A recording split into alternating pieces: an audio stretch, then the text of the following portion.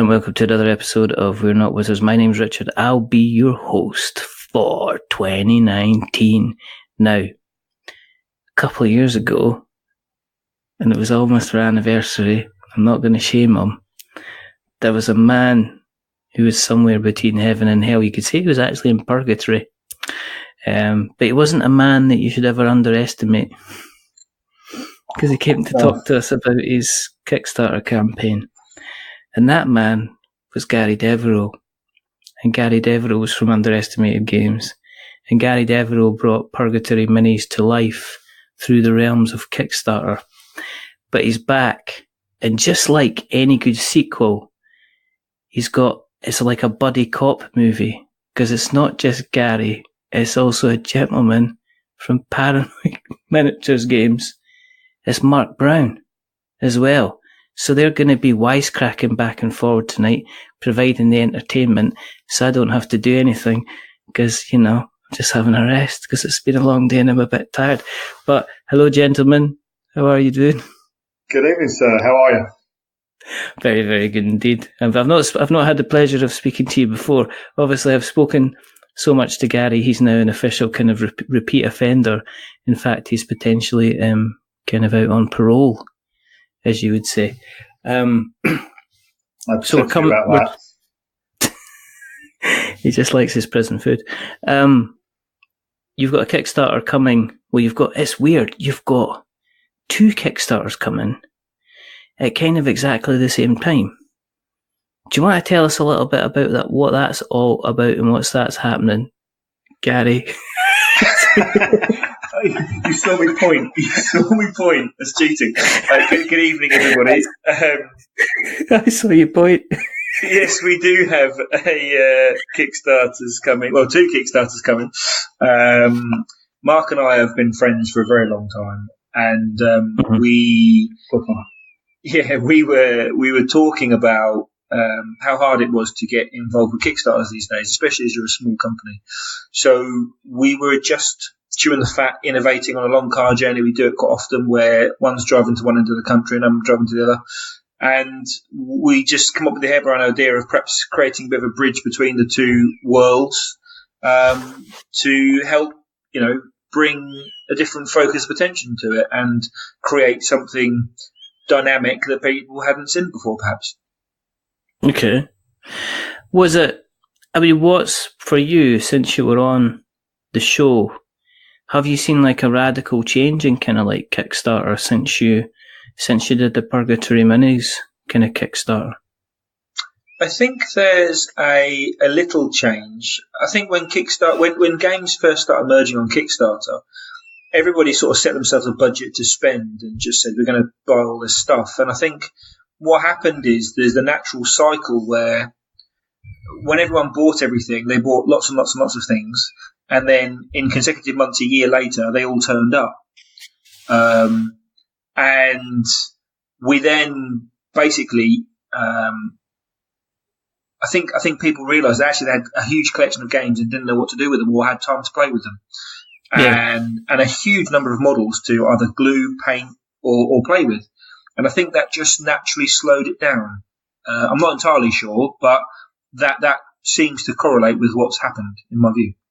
We, as Gary said, we attend a lot of shows together as well. We, being two sort of indie companies, so we're always looking at ways that we can help each other out. And going to shows together, sharing tables. We obviously, one of the great things about that is you get to talk to a lot of people, over the course of a day. And, Kickstarter invariably comes up as a subject of conversation for people. And certainly the vibe we're getting, this is no hard and fast market survey we've done or anything like that, but the advent of Kickstarter as a pre-sale or pre-order, with companies sort of going to it with fairly polished and finished products,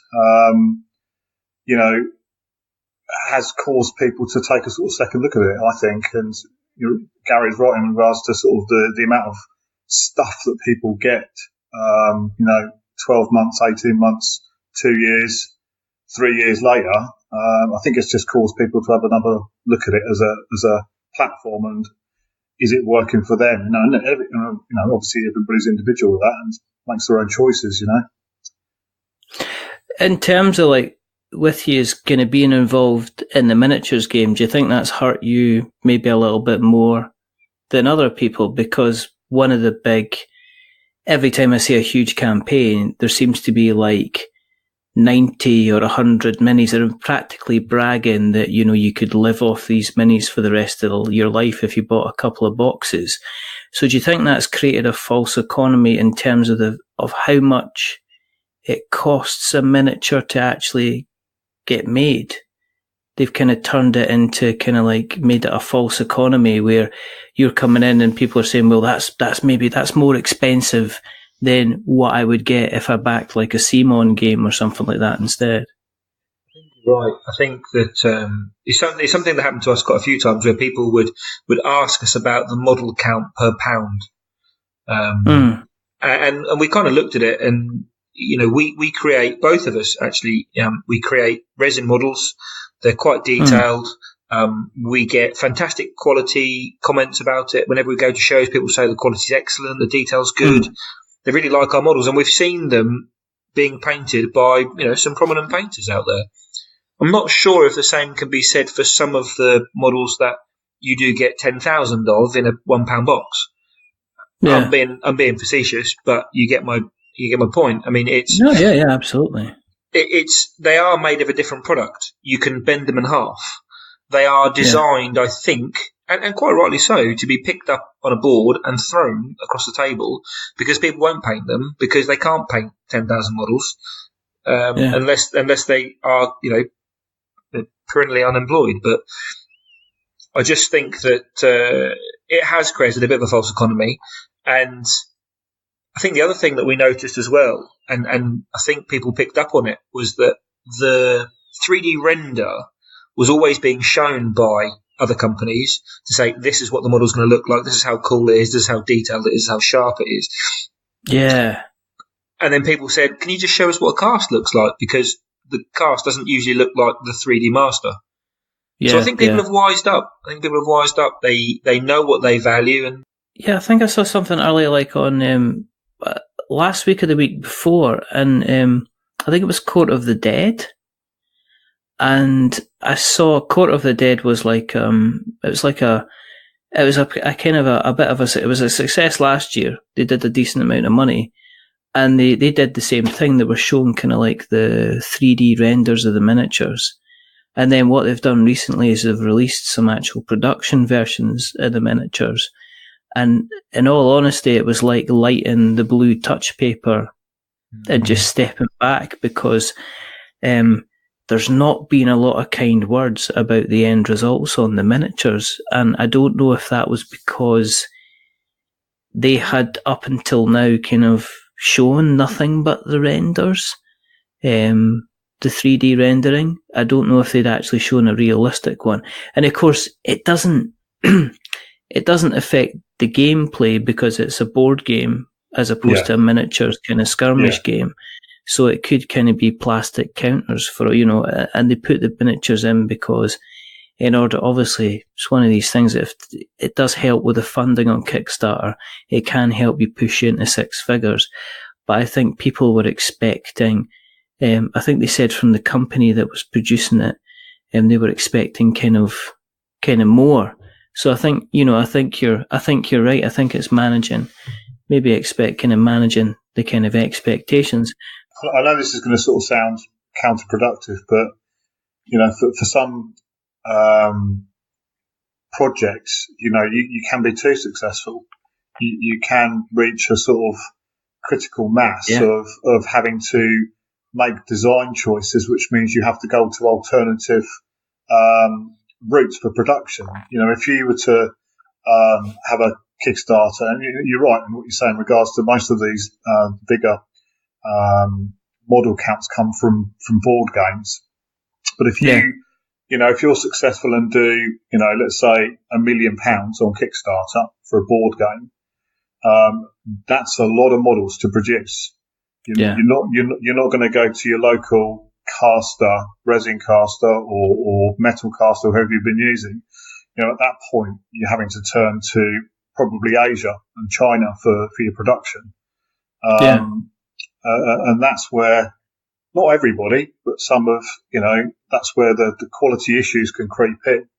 And you look at the renders and then you compare the production models, and sometimes they're the same thing. Whereas, both paranoid and underestimated, we use, the best casters that we can. They're considered, we both use different companies, but they're both considered, top of the game when it comes to casting. But in all honesty, you're not going to be able to cast 60,000 models, or 70,000 models, with that type of casting. You could, but it's going to just take you a long time. I think there's something else as well, Richard. I just want to touch on is that it's about communication. If you communicate I think people forget we're a business, but we are individuals. We're not corporate companies. We have a huge amount of experience in day job that we can apply to what we do. But that experience is typically limited. It's not about how we, run a massive company. Communication is paramount. I think people forget that actually, okay, you put a time frame in. So let's say we've put January next year. That can move as long as you tell people it can move and you explain why. I think people sometimes make decisions in perhaps worried about what could happen if they don't meet their timescales. They think, we're going to fail here. Yeah. So we better make a decision that could lead to a different type of failure or a different type of frustration. So it's hard really to, I suppose, balance it, if that makes sense. Yeah. I mean, we've heard, so Gary's been on the show a couple of times now, but Mark, do you want to maybe kind of blow your own trumpet and tell us a little bit about, yourself? Do you want the 30-second pitch, the 3-minute pitch, or the 30-minute Well, I'm just going to say how you got involved with this miscreant sitting next to you, basically. Oh my goodness! Well, I've got to go back a few decades. I first ran into young Malado here at a Games Workshop shop in Ipswich. I'd recently got back into the hobby after a bit of a hiatus with females and married life and children, etc., and was looking for a hobby to do in the evenings. And I'd been into gaming previously, and I went back into a GW in Ipswich and picked up some Death Company back in the day. Started playing at the local store, as you do. GW reeled me right in with the Blood Angels. And oh God, what edition was that? Probably third edition, fourth maybe. And yeah, the store at the time used to run sort of vets nights and stuff like that. So I started playing there, building up my army slowly, and crushed every time I played. And Gary sort of similar thing. I think started picking up. Unfortunately, the Space Wars, but we never hold that against him. It's not his fault, bless him. Somebody's got to play him. Fairies River. And we just got chatting, a couple of nights, and we've got quite a similar sense of humours. I'm a little bit older than Gary, so I'm a little bit. More sensible one. It's the guffaw as the soundbar goes all the way up to bright red. And we started playing at the Vets Nights, and GW at the time I think were moving, weren't they? And no, we were going to a gaming club back in the day, and that sort of it died a death for a bit. And one night we sat around and said, actually, I think we could put a gaming club together, didn't we? And we put a gaming club together in Ipswich, and that was we ran that for about, I don't know, 10, 12, 13 years, something like that. Yeah, we did. Legion. And, we were playing, typical gamers. We were playing everything under the sun. In the midst of all that, I went to my first salute and went, oh, my God, you can play other games. Not just 40k and fantasy. There's other games out there. And I think I spent about 400 quid at my first salute on loads of Malifaux stuff and Warmer Halls and all sorts of stuff. And it's like the Blues Brothers, isn't it? Kind of like we've got both types of music, country and western. It was exactly like that. I mean, I will never forget my first salute, just going in there and going, holy moly, what is all this? And it's just, I mean, we've just been taking a piss out of each other ever since, to be honest with you. Pretty much. We've built some cool stuff as well, like, we made all the scenery for Legion, and we made Colosseums and massive great boards and all sorts of stuff. We've done everything, really. It's quite fun. Yeah, oh yeah, we ruined the blinds. I don't want to know. It still doesn't let me forget it now, I tell you. We were dry brushing and painting some scenery for Legion, and turned around one night after about 2 hours worth of painting, looked at the brand new beige blinds that had black paint splattered all over them. Yeah, that was a fun conversation. Who did you blame it on? Or did Gary, you just kind of... I get the blame for everything. I get the blame for everything. But how did you move from... was being in the club together and doing stuff and painting the scenery, did that encourage you to go in to do stuff with Paranoid yourself then, Mark? Was that kind of your direction with it? This is going to sound really corny, but, they say that everybody's got a book inside them. Well, I think, from a gamer's perspective, everybody's got a game that they would inside them that they would like to create. Not everybody, but a lot of people. I used to do a heck of a lot of driving for my day job. So, I'd be in the car for 6 or 7 hours over the course of the day. And as I was driving around, I'd always been a massive fan of H.P. Lovecraft and the whole mythos, the Call of Cthulhu type role playing, and more importantly, the novels, the whole world and the sort of 1920s setting, the sort of complete madness and insanity of the great old ones and or the old, so they that whole genre was one of my sort of first loves. And after going to Salute and seeing all the sort of games that were around there, I sort of saw there wasn't really a game that was at the time that was based upon sort of a skirmish version of that. So in my head, I started to sort of, formulate and make notes, and got a little notepad and started writing things down. And eventually that sort of turned into Mythos. Some other guys became involved in it, and we started to work through it and design it and put it together. All gamers, all loads of experience, and that's where Paranoid sprang out of. And Mythos, the skirmish game, was born out of that. Yeah, I mean, you ran your you ran your campaign for Mythos. That was how long ago was that? Was that a couple of years ago that you did that from? That was from Mythos? 3 years ago now, Wow. And we actually went live on the same day as we were at Salute. Okay. Seemed like a good idea at the time, because we thought we've got quite a captive audience, and there would be a lot of word of mouth. It did give us a good springboard into the campaign. And we done a sort of standard 30-day campaign trying to bring the factions to life. We did pretty well with Kickstarter. We funded and managed to get enough money to create the factions we wanted to. We'd done something a little bit different at the time as well. That there was one faction that we had left that didn't quite unlock as a stretch goal, which was the Order of the Enlightened Path. What we said to people is, if we raise enough funds in backer kit, we would unlock those essentially as another stretch goal in backer kit.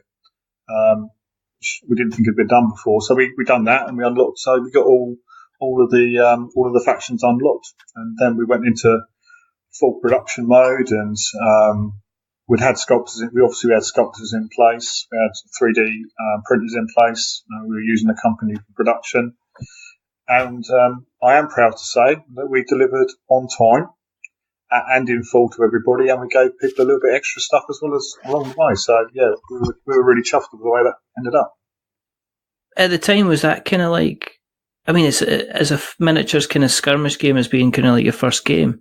That must have been a bit of a cool sense of achievement to take something from an idea, because as you say, a lot of people have an idea of a game kind of inside them, but you took it kind of all the way through. And as we said previously, the miniatures market is such a competitive kind of market.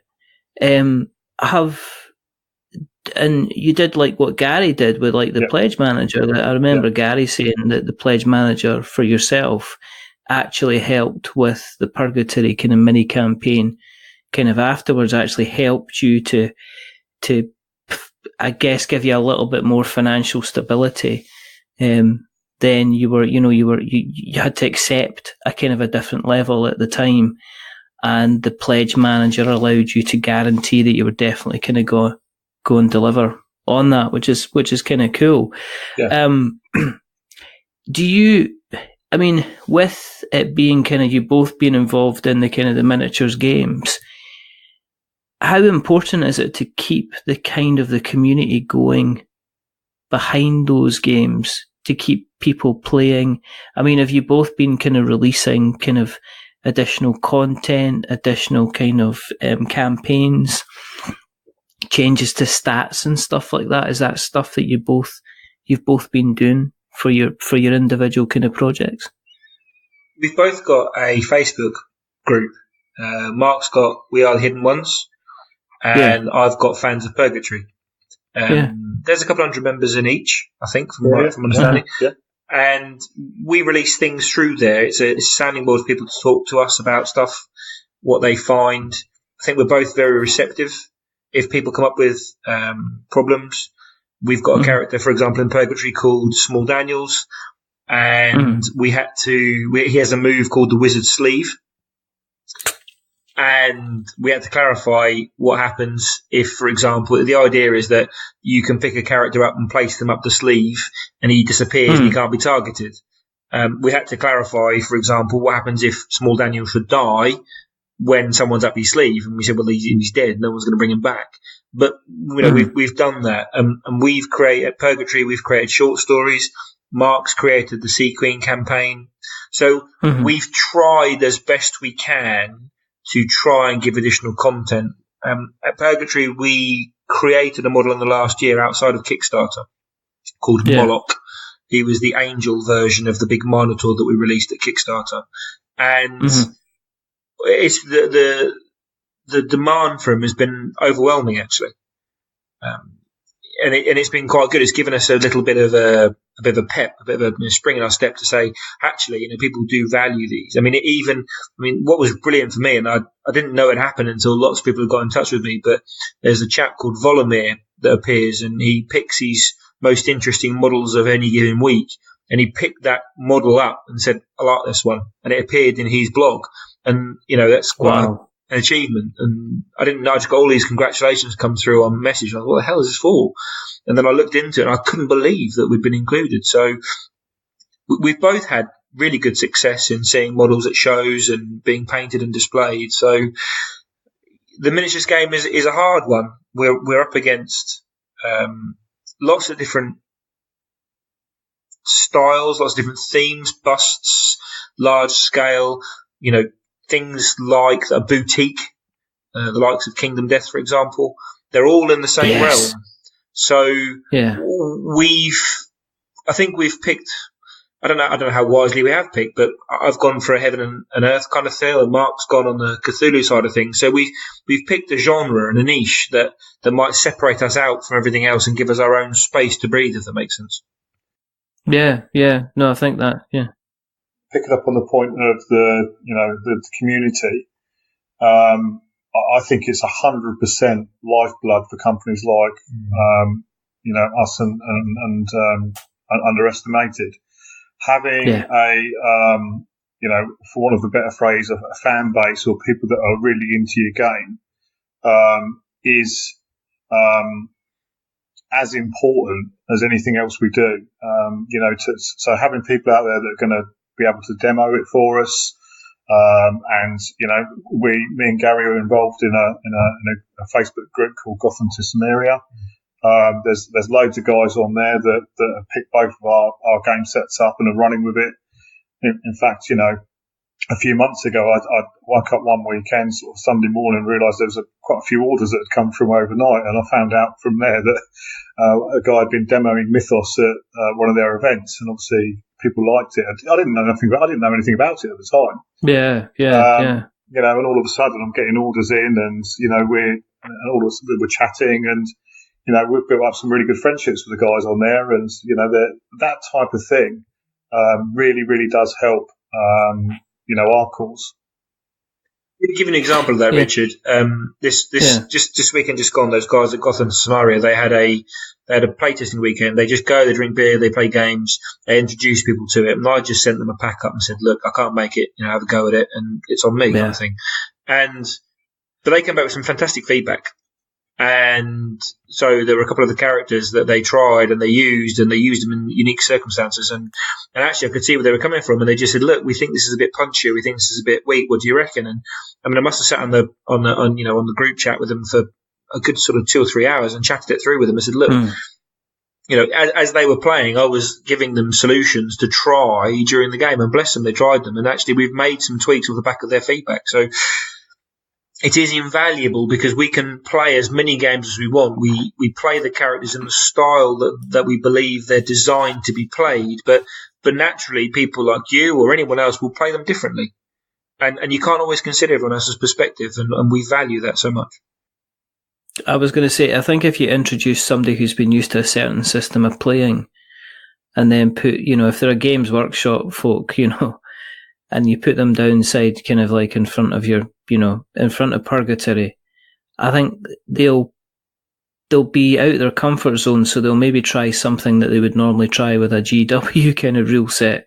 And I think sometimes it works, and sometimes you get something kind of new and kind of interesting, kind of off the back of that, which is always kind of cool. I think one of the things that Gary mentioned, just that will give you an insight into what sort of stuff we do. The Sea Queen campaign was something that we promised backers when we done our Kickstarter, but it was something that we wanted to spend. We didn't want to rush it. We didn't want to just get something out there for the sake of saying we'd done it. We wanted to release a product that we knew that we could use the same mechanics going forward in other campaigns. And with the Sea Queen campaign, we spent hours upon hours upon hours of designing it, putting it together, having it graphically designed, and it's a free download on our website. We've never charged for it, but it's a campaign that you can play, repeatedly. There are elements within it that are completely random. So just because you play through it once is not the end of it. You can play through it again and again. And me and Gary have played through campaigns for things like Necromunda, Mordheim, all those sorts of things, Blood Bowl, where you get people that, 2 or 3 games in, what's the point in playing anymore, because, they're going to steamroll me. Whereas the campaign we've designed, there's none of that. You right until the last minute, you can effectively win the campaign. Yeah, I've seen that. I've seen my son, interestingly enough, who he's kind of gotten into Warhammer 40,000 recently. We are trying to do something about that. But I've seen, we do have the questions of like, well, how did you get on? And it's like, well, I've set up my army in such a way so that if I do this action, and this action, I can basically get through like the first 2 rounds and then wipe out everybody else because I've kind of got the tactics down. And that's not something that appeals to me. I kind of like a slow, almost like a nice war of attrition that can kind of change back and forward kind of all the way through. I was playing Giant Killer Robots, GKR Heavy Hitters, which is like Weta Workshop one. Yeah. And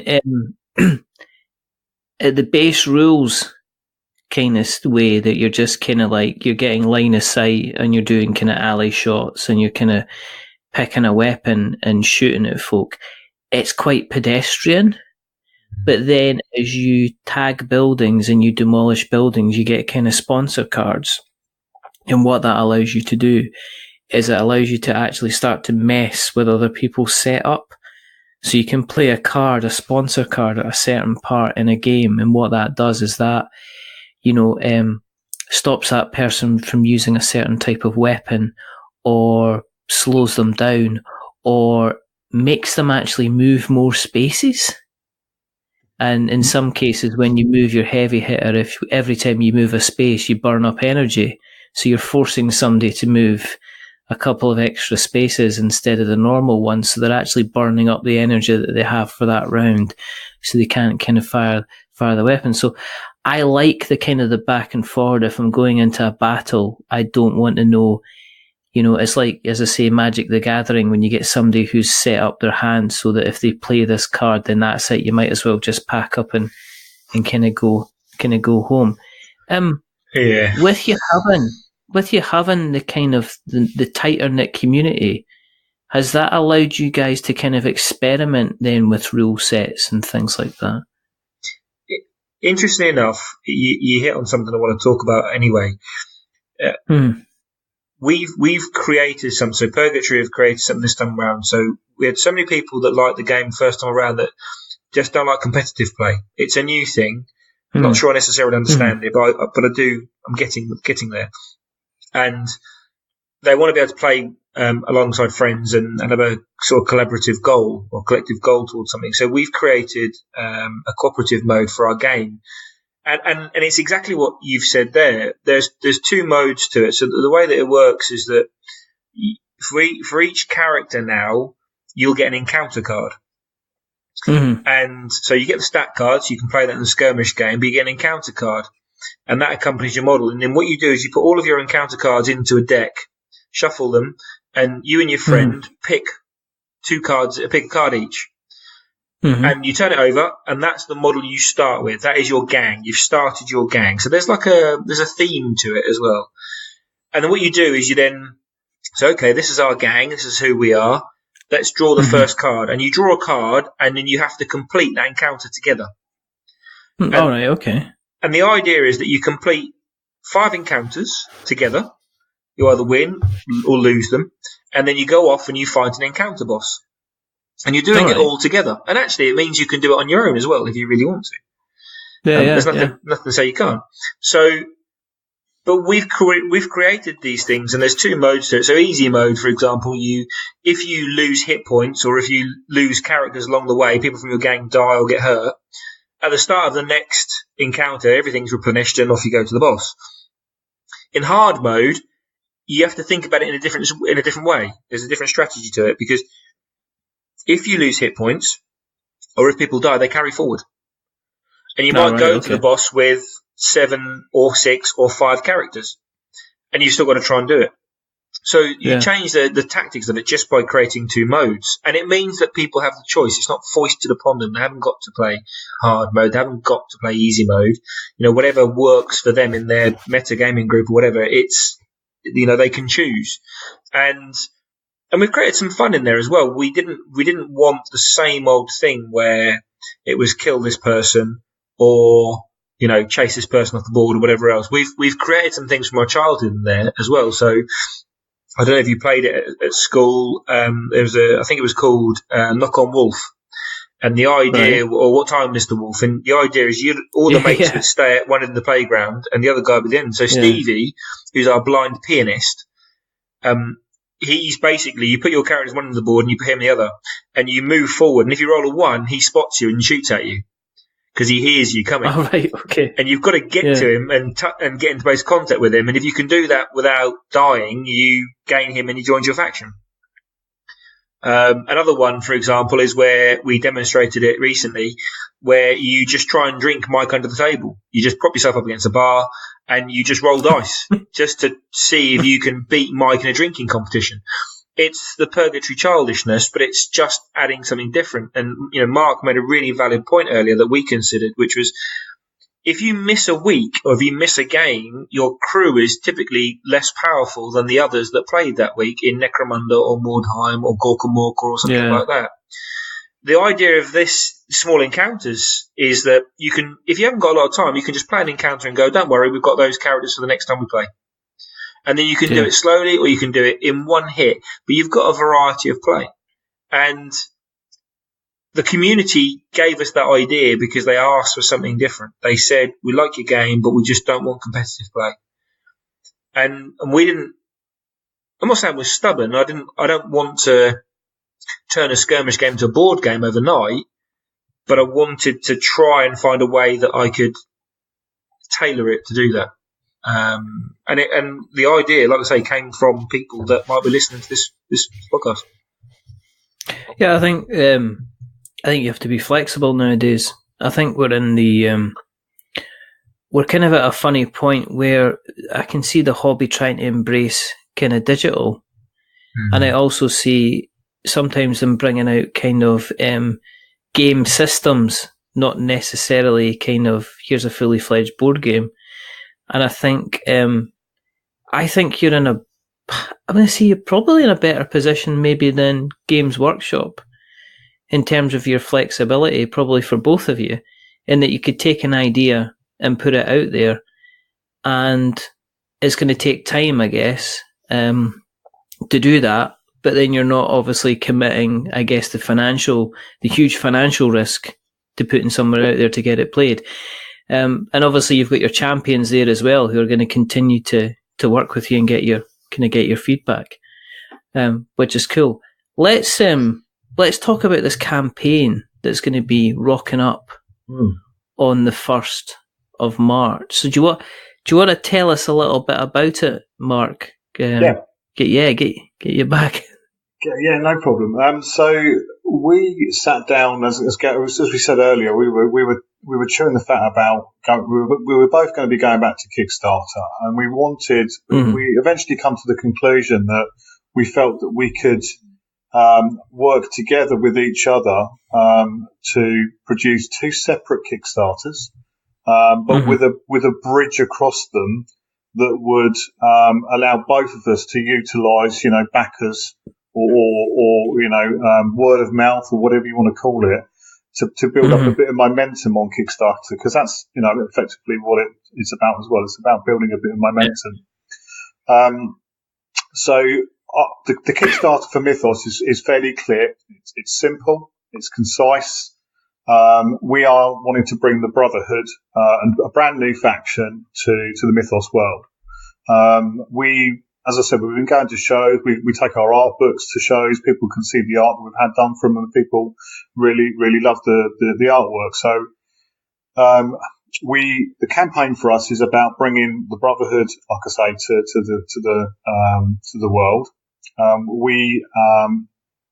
When I chatted with Gary about it, we felt that we could do some sort of crossover between the two worlds, and there are some models that can come from Gary's world into our world, and there are some models that can come from our world into Gary's world, and we'll have further talks about that as we go down the path. But as it stands, we need to create something new. We're gamers as well. We like to have new shinies and new models, and we settled upon a sort of a race of beings that are different in both worlds. So in Gary's world, they have a particular name and a particular way of going about things, and it's different in Mythos. So they're not exactly.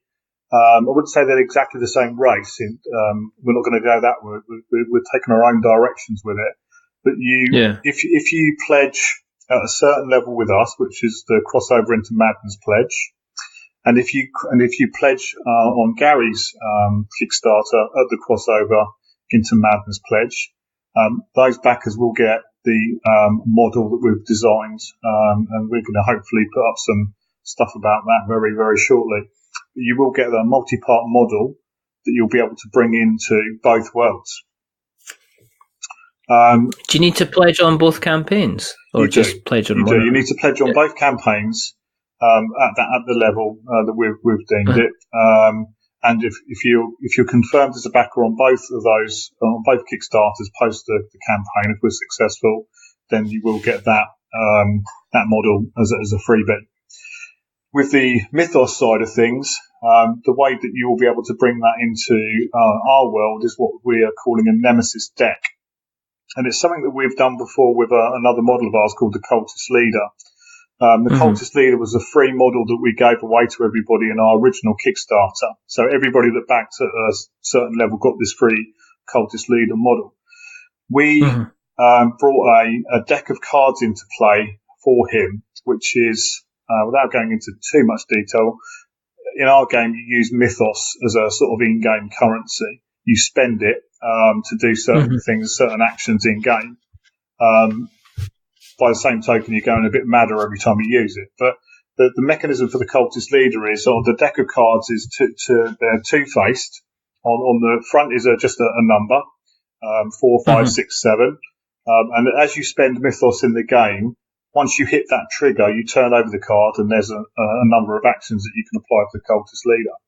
So you can bring him into any game of Mythos, and he acts as like an NPC. He can give you some victory points, and he does various random suicidal, murderous things.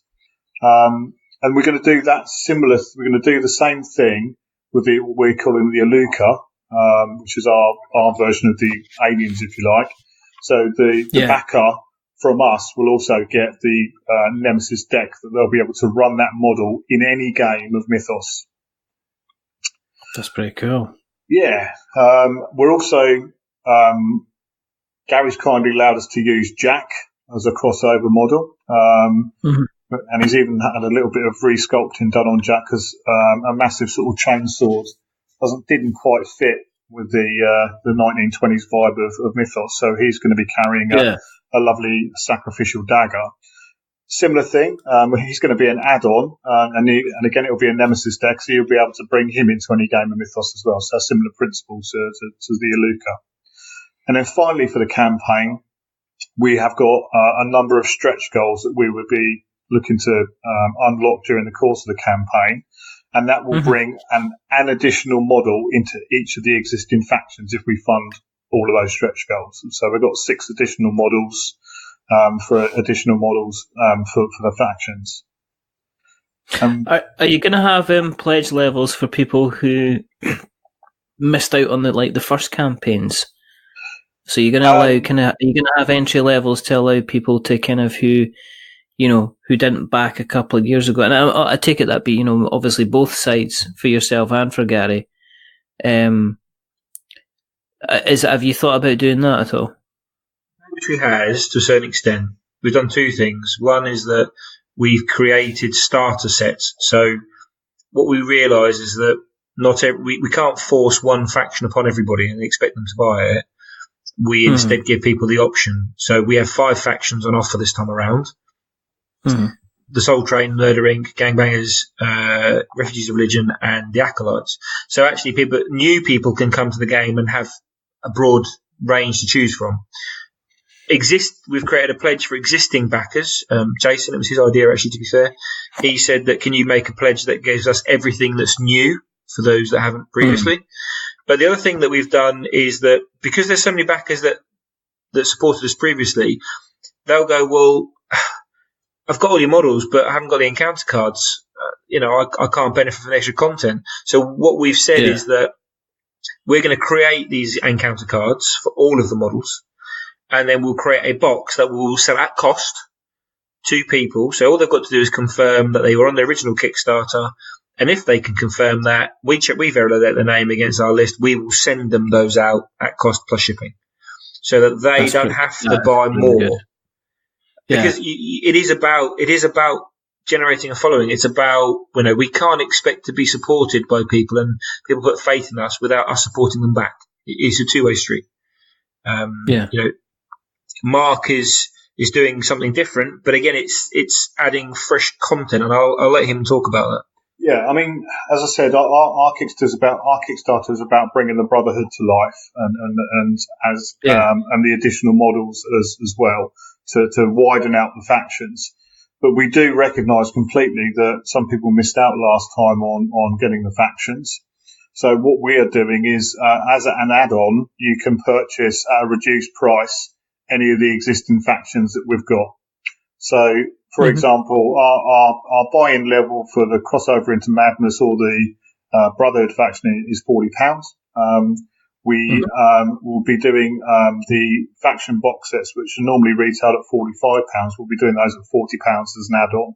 So, quite simply, people just need to, if they want 1, 2, 3, 4 factions, they just add that to their pledge, and we'll get them out to them when we send out the Brotherhood. So, slightly different way of doing it. Same result at the end of it, to a degree, a little bit. And what's the price of entry going to be for your pledge level then? Mark? What are we looking at to get? Well, we've got the standard pound pledge. That gets you access to the updates and access to Pledge Manager. Then we've got the crossover into Madness pledge, which is £40, and that's for the Brotherhood faction, and also obviously across on Gary's Kickstarter his pledge, and that gives you the free model as well with the Nemesis deck. And then the final pledge level we've got is if you didn't want to go in onto the crossover into Madness, just a straight £40 pledge for the Brotherhood, and any add-ons that you want to add into the Kickstarter. And how many? What are you getting with the Brotherhood pledge then? How many kind of models are you getting? You're getting five models, 5 resin models. Comes with bases. The way we operate our game, you have a character card, which is an oversized card, and you get a tracker card as well. So you can track conditions, wounds, sanity. So there's no need for too many tokens or anything on the table. You've got 2 cards in front of you where you can track everything. So you get those. And there's obviously 5 highly detailed resin models. That sounds good. What about yourself, Mr. Deveraux? What is the how much? How much? We both of us actually, I think, consciously looked at the price for entry. We didn't want to demand over hundreds of pounds for our game. We wanted to. We certainly at Purgatory wanted to make it low entry. Something that's affordable for people to just get involved and give it a go. It's hard to expect people to pay £200 for something or £150 something that they've got no idea what it plays like. 30 quid is still money, but it's not as much, and it might be seen as a more viable option.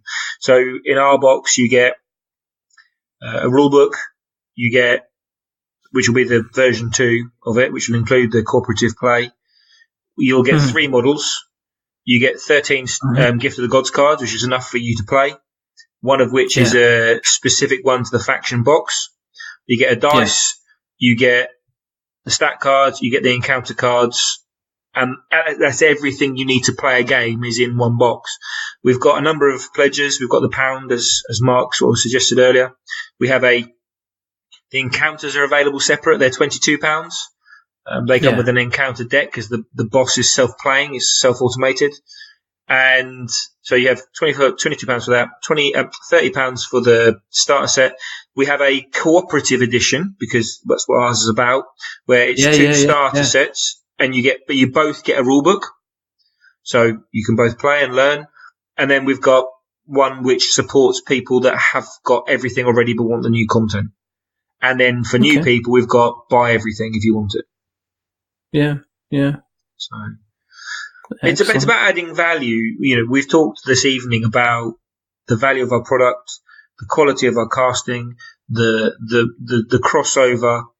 We can't give you manufactured models. In fact, we don't even want to. I want to speak for Mark. He might say no, but I don't think we want to give people substandard quality models. I think we want to give them high quality models. We're immensely proud of them. So instead, we've got to find a way of differentiating ourselves from the competition. And that is having models that you can buy and spend £10 on, but play in 2 gaming systems. It's having characters that can appear in 2 different worlds. It's having a game that has multiple modes. It has a game like Mark's where you get fresh content that allows you to play different scenarios. It's about giving what we can and adding as much value as we can without typically, taking out huge bank loans. I'd agree with that. And you talked about community earlier, and there's we've got a couple of guys that have done some videoing for us, off their own back. Got a guy called gents called Dan and Chuck over at Infinity Idiots who've done some battle reports on Mythos, and I'd urge people to go and watch those because they do show the depth of gameplay, the decision making that you have to make. It's 5 models v 5 models, but because of the models, as in Gary's system, are so characterful and have so many different rules, how they interact with other characters, how they interact with your opponents or certain scenario or objectives. Those videos really do show the level of gameplay and the level of detail and decision making you have to go into just playing, a skirmish game. and picking up on Gary's point on the quality, it is, it's what brings people to our table. We're at shows. We've both got display cabinets that people will wander over to, and we'll have comments like, "Oh my God, they're fantastic. They're some of the best models, if not the best models at the show." And getting those, getting the models in front of people, getting the gameplay in front of people, generally turns out they really like it and really love the games. Is it a challenge to get the word out? Is that the 90% kind of question with Kickstarter?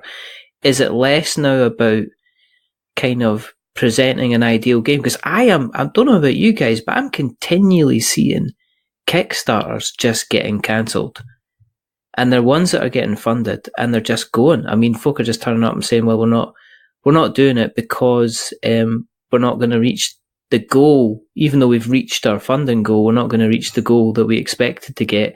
And we don't know, and we're going to come back and we're going to try and develop more noise and more marketing. So is this what the battle is now? It's not necessarily always about the game. You can have the best game in the world, but it's about kind of shouting above everybody else in order to get that kind of attention. We can't shout louder than everybody else. You have asked the $1 million question, because if there were an answer to it, then Kickstarter would be easy. Getting 90% of people to listen to you and to actually stop in their mid-morning scroll on Facebook or whatever else it might be, stopping people is either by artwork or by a model, not typically by text, but I think people are wiser now to the game. I won't name the Kickstarter, but I do know of a Kickstarter where he said, I'm literally going to completely undervalue things to make it so that it funds, because it's about the momentum. If it funds and people see stretch goals getting smashed through, all of a sudden they see loads of value coming their way. They're now getting 50 models for their money rather than 20. And then once they reach 40, 50, 60,000, whatever it might be, that's where I'll start to make profit. But the problem is, if it funds at the value you set, he just cancelled it because he said, "Well, I didn't make enough money out of it." I think you have to. We were talking. I mean, I freely showed Mark my commercial model this evening just to say, look, this is what we're trying to achieve, and it's all things considered. And when you write a Kickstarter and you have to guess how many people might buy it, it's incredibly difficult to know what your costs are going to be. So there's a mechanism that I apply that says, if I want this much money because these are my other costs, how many do I need to sell of that to then, and then what's the associated cost of sale to then build that number back up and back down again, and it drifts. And it's incredibly difficult, but I think people have got wise to. I mean, some people haven't received Kickstarter still. They backed 2 or 3 years ago. I think, or probably aren't going to be receiving Kickstarters that they backed 2 or 3 years ago. Absolutely, and I find that disgraceful, actually, and that's a personal view. But if people like Mark and I can give up personal time, and we can absolutely work, to the grindstone to deliver these for people, and we're individuals or we're small teams, it's incredibly frustrating to see the amount of momentum and hype that some companies get only to fail their backers. We won't do that. And I think people are wise to it. I think people now question certain things. We talked earlier about the cast versus the 3D render. Yeah. They've also started to sort of question now, or is that value even achievable? How many units do you need to sell? The Kickstarter community's got wise to it. It's about having a sensible approach to what you can deliver. Anybody can, and I use it, and I'm not casting any aspersions against anybody else. I'm just using a hypothetical. Anybody can create a Kickstarter which says, pledge at this level, this is my target, and you'll get this, you'll get X, and we're going to give you X for free, and you're going to get Y for free, and rightly or wrongly, ours is not going to be a Kickstarter like that. It's very contained. It's a faction plus additional models. We know we can deliver that if we fund, and we do unlock the stretch goals. We know that we will be able to deliver those. We've got the production facilities in place.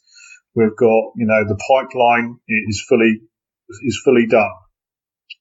So, but we're not going to be promising everybody the earth. We've done as much as we can in regards to the free model. We don't have hundreds of thousands of pounds to spend on marketing or anything like that. But we know if we fund and hit our targets, and hopefully if we unlock the stretch goals, we will be able to deliver those. We've got a proven track record. Both of us have got proven track records on Kickstarter and being able to deliver. But that's because we've taken a sensible approach of what is pragmatic and what we can deliver in the timelines. All timelines is another thing. Being sensible about timelines. Gary and me, we're looking towards the end of the year, early part of next year, we will be delivering, upon, if we're successful in the campaigns.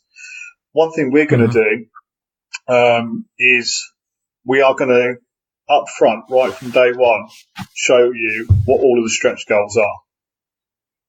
So that if you want to pledge, and this is where the mechanics of Kickstarter kicks in.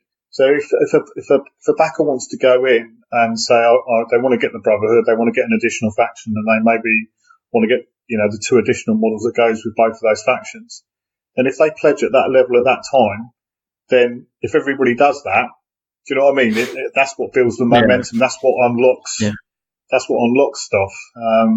So I'd urge people if they want to pledge, then that's probably the way to do it. But that'd be down to every individual.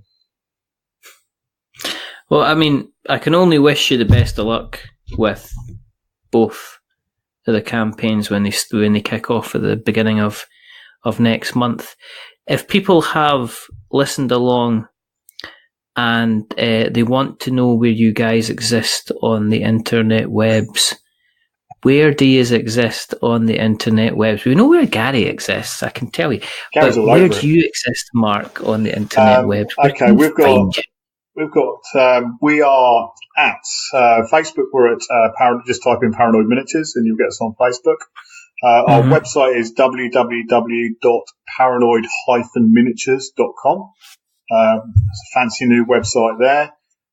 We are on Twitter at Paranoid Minis. As Gary mentioned earlier, we've got our fan page, which is called We Are the Hidden Ones on Facebook as well. They're all our main.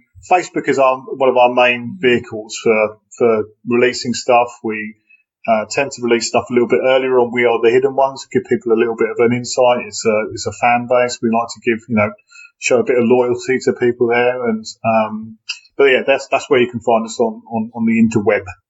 I've just found you, Gary. And I found you, Mark, as well. So I'm making sure that I'm just going through and making sure we're getting them all down as we go.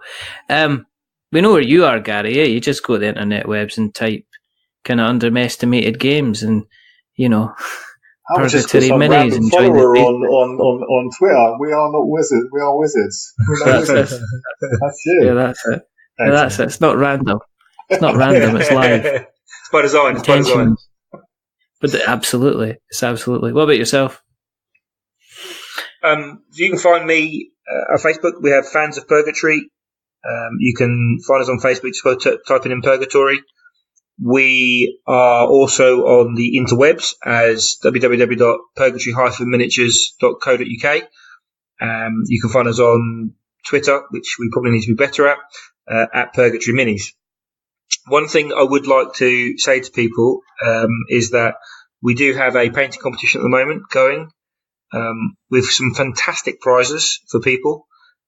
It's sponsored by a number of different people. It starts on the 1st of March and it ends at the end of June. So if you are interested, go to the pages and go and paint one up and enter, because you can win a huge heap of prizes. What he said, do that. I've got one final thing I want to say, if that's okay. No. I'm going to hijack Gary a little bit now, and he's looking a bit nervous. I don't know why. No, I'm all right. So one thing that you talk about listening to the community and reacting to it. We we've been posting stuff up about the Kickstarters for a bit of time now, and one of the guys from Purgatory found out that we're going to be doing sort of like a bit of a crossover with Mythos and Purgatory. There's two models that this guy wanted to see have a scrap against each other from both, one from each system. And I read it and I thought, actually, that sounds like a really good idea. Rang Gary and said, what do you think? Gary, being Gary, was, yeah, it's on. So we went away and I designed for rules for one of his characters in Mythos. Gary designed rules for one of our characters in Purgatory. And we've done a Facebook Live stream where we just mashed them up and had a scrap. And we put a poll up, and we are going to be doing it again very soon. Yeah. The poll that you've got, so I know that St. Peter is representing Purgatory. And Goat. So you had it. Well, the thing is, it's about community, Richard. We know we listen, we try and give back. We had this, it was a bit of fun, it was a bit of a laughter. And actually, I'll be honest with you, Mark and I are already talking. I mean, people might not know this, but we're already talking about ways in which we can perhaps stress test those rules that we created for a bit of fun so that another character can be used in the game. No reason why not. Cool. No, that would be really, really smart. That would be really, really smart. As I say, I can only wish you the best of luck with both of the campaigns. Because you guys, I know you guys work hard, and you're the quality of the miniatures that you're putting out there is absolutely fantastic. And that's not to besmirch anyone else that's putting kind of miniatures out there. Yeah. But if you haven't looked at what's happening on both companies, check out their stuff, because some of the miniatures are just they're fantastic. They're amazing. If you want to keep an eye on what we're up to, go to the internet web, search for We're Not Wizards. You'll find us on Facebook and Twitter, and our website, which is we'renotwizards.com. We're on Instagram as well. We shut down Tumblr today because, and you can still find us on various kind of internet webs. If you want to read some words by people, some of our guest writers, you can go to we'renotwizards.blogspot.com. There is a recent blog entry from Janice Turner of Wren Games, all about what happens when somebody plays your game wrong. You can find us on the normal kind of podcast catchers, which is your Stitchers, your Speakers, your Acast, your Google Podcasts, which is a thing. Spotify, we're on Spotify. Hey. Damn the kids. Yep, absolutely. On YouTube as well. Thanks to Podbean, who put our shows on YouTube every single time that we make them. If you like what you've listened to tonight, do a couple of things for us. Check out what these guys are doing. If you like what you've listened to tonight, tell somebody else about it, because that's how our podcast grows. And the other thing, you can go to the Apple Podcasts and you can give us a subscription, you can give us a rating, or you can give us a review. If you are going to be giving us a rating or review, don't give us 10 stars, because it makes me big-headed, and I've got a big, shiny head. I'm just seeing in this camera. I'm going to have to flower this thing up later on. Or don't give us 1 star, because it makes us cry, like my receding hairline. But give us something in the middle, like a 5, because it's average, and we're just a little bit, a little tiny little bit average. But the gentlemen have not been average tonight. I give you Mark. I give you Gary. Thank you very much. Very much, sir. Thank you. Thank you. In the middle. I've just started talking on Twitter as well. And there's only a couple more things to do. The first thing is to remember that we are many things, but we're not wizards. Are we wizards, gentlemen? No. Definitely not.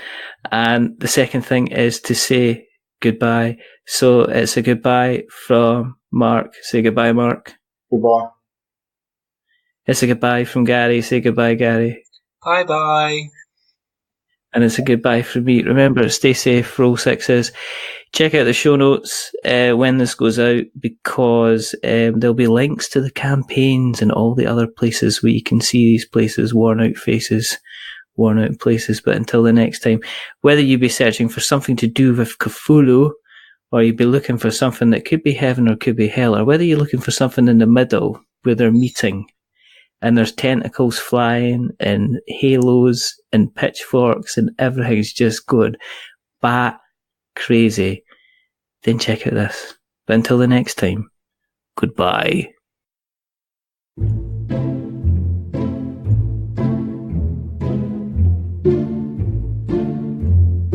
A wizard is never late.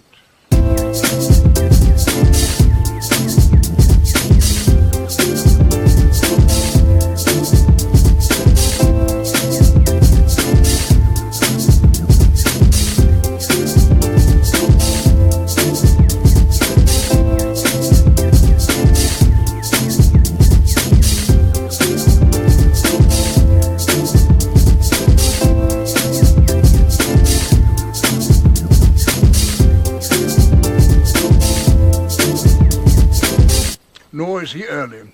He arrives precisely when he means to.